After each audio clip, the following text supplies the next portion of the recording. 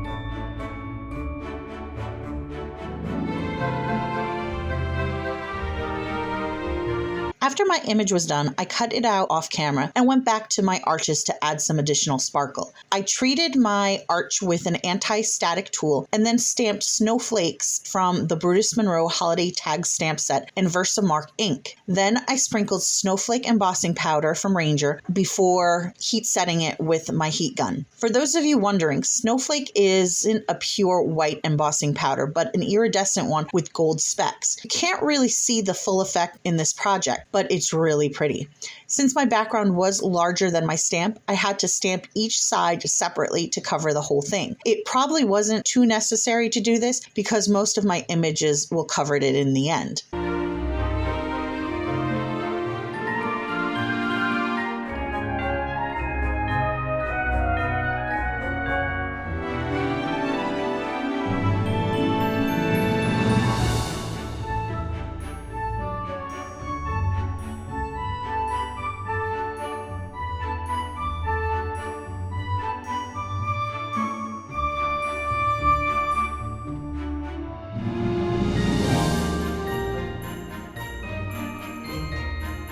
I added a cardstock hill for my snowman and friends to sit on. I first die cut a piece of white scrap cardstock with the same arch die to get the stitch detail on the bottom off camera, and then cut a curve using some scissors. I attached the hill to the bottom of my arch and then attached my images using foam tape. Next, I stamped the greeting, "Be Merry," from that same tag set in Hero Art's Red Royal ink at the base of the hill.